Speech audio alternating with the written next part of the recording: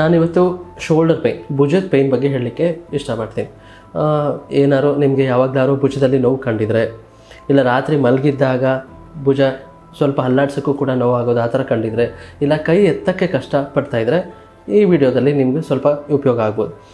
ಏನಿದು shoulder joint? ನಮ್ಮ ದೇಹದಲ್ಲಿ ಇರೋ ಜಾಯಿಂಟ್ಸಲ್ಲಿ ತುಂಬ ಅತಿಯಾಗಿ ಮೊಬೈಲ್ ಜಾಯಿಂಟ್ ಅಂದರೆ ಶೋಲ್ಡರ್. ಏನಂದರೆ ಒಂದು ಆಲ್ಮೋಸ್ಟ್ ಒಂದು 360 ಡಿಗ್ರಿ ಮೂವ್ ಮಾಡೋಂಥ ಜಾಯಿಂಟ್. ಸೊ ಆದ್ದರಿಂದ ಸ್ವಲ್ಪ ಪೆಟ್ಟು ಬೀಳೋದಾಗಲಿ ನೋವು ಬರೋದಾಗಲಿ ಆಗೋದು ಸ್ವಲ್ಪ ಕಾಮನ್. ಸೊ ಯಾವ್ಯಾವ ರೀತಿಯಿಂದ ಬರ್ಬೋದು? ಫ್ರೋಝನ್ ಶೋಲ್ಡರ್ ಅಂತ ಕೇಳಿರ್ತೀರ, ಅಡೆಸಿವ್ ಕ್ಯಾಪ್ಸುಲೈಟಿಸ್, ಇಲ್ಲ ರೊಟೇಟರ್ ಕಫ್ ಟೇರ್ ಅಂತ ಕೇಳಿರ್ತೀರ.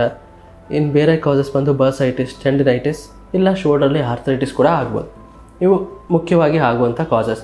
ಇನ್ನು ಬೇರೆ ಫ್ರ್ಯಾಕ್ಚರ್ಸ್ ಕೂಡ ಒಂದು ಕಾಮನ್, ಬಟ್ ಅದು ಸಡನ್ನಾಗಿ ಸಿವಿಯರ್ ಆಗಿ ಕಾಣ್ತದೆ.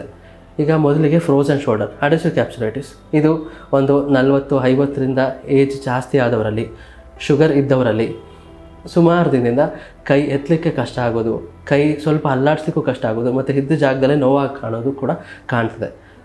ಇದಕ್ಕೆ ಏನು ಟ್ರೀಟ್ಮೆಂಟ್, ಹೇಗೆ ಕಂಡುಹಿಡಬೇಕು? ಇದು ಅಲ್ಟ್ರಾಸೌಂಡ್ ಇಲ್ಲ MRI ಮಾಡಿದಾಗ ಗೊತ್ತಾಗ್ತದೆ. ಸ್ವಲ್ಪ ದಿನದ ಮಟ್ಟಿಗೆ ನೋವಿಗೆ ಮಾತ್ರೆ ಇಲ್ಲ ಫಿಸಿಯೋಥೆರಪಿ, ಇದರಿಂದ ಸ್ವಲ್ಪ ಗುಣ ಕಾಣ್ತದೆ. ಗುಣ ಆಗದೇ ಇದ್ದಲ್ಲಿ ಇಂಜೆಕ್ಷನ್ ಹಾಕ್ಸ್ಕೊಂಡ್ರೆ ಸ್ವಲ್ಪ ಆಲ್ಮೋಸ್ಟ್ ಬೆಟರ್ ಆಗ್ತದೆ. ಇನ್ನು ಬೇರೆ ಬರ್ಸೈಟಿಸ್, ಟೆಂಡಿನೈಟಿಸ್, ಈಗ ಅತಿಯಾಗಿ ಉಪಯೋಗಿಸಿದಾಗ ಶೋಲ್ಡರ್ ಜಾಯಿಂಟ್ ಓವರ್ ಯೂಸ್, ಇಲ್ಲ ರಿಪಿಟೇಟ್ ಆಗಿ, ಇಲ್ಲ ಭಾರ ಎತ್ತಿ, ಇಲ್ಲ ತುಂಬ ದಿನದಿಂದ ಯೂಸ್ ಮಾಡಿ ಆಗುವಂಥ ಕಂಡೀಷನ್. ಇದು ಕೂಡ ಅಲ್ಟ್ರಾಸೌಂಡಲ್ಲಿ ಸಣ್ಣದಾಗಿ ನೀರು ತುಂಬಿಕೊಂಡಿರೋ ಥರ ಕಾಣ್ತದೆ. ಸ್ವಲ್ಪ ದಿನದ ಮಟ್ಟಿಗೆ ಫಿಸಿಯೋಥೆರಪಿ ಇಲ್ಲ ಪೇಯ್ನ್ ಕಿಲ್ಲರ್ಸ್ ಇಲ್ಲ ಇಂಜೆಕ್ಷನಿಂದ ಚೆನ್ನಾಗಿ ಉಪಯೋಗ ಕಾಣ್ತದೆ ಇದು.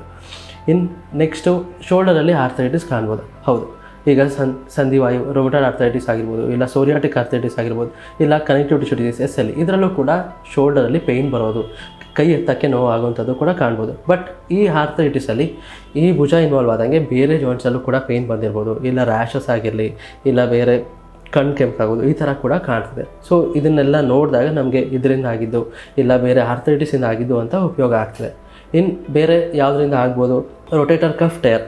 ಈಗ ನಾವು ಯಾವಾಗಲಾರು ಬಿದ್ದಿದ್ದು, ಈಗ ಚಿಕ್ಕ ವಯಸ್ಸಲ್ಲಿ ಯಾವಾಗಲಾರು ಬಿದ್ದಿದ್ದು, ಯಾವಾಗಲಾರು ಇಲ್ಲ ಭಾರ ಎಳೆದು ಆಗಿದ್ದು, ಇದನ್ನು ರೊಟೇಟರ್ ಕಫ್ ಟೇರ್ ಅಂತಾರೆ. ಏನಿದು ರೊಟೇಟರ್ ಕಫ್? ನಮ್ಮ ಭುಜನ ಮುಂದಕ್ಕೆ, ಮೇಲಕ್ಕೆ, ಹಿಂದಕ್ಕೆ ಎತ್ತೋದಕ್ಕೆ ಉಪಯೋಗ ಮಾಡುವಂಥ ಮಸಲ್ಸ್. ಇದು ಯಾವ್ದಾದ್ರು ಎಳೆದಾಗಾದಾಗ ಇದು ರೊಟೇಟರ್ ಕಫ್ ಟೇರ್ ಅಂತಾರೆ.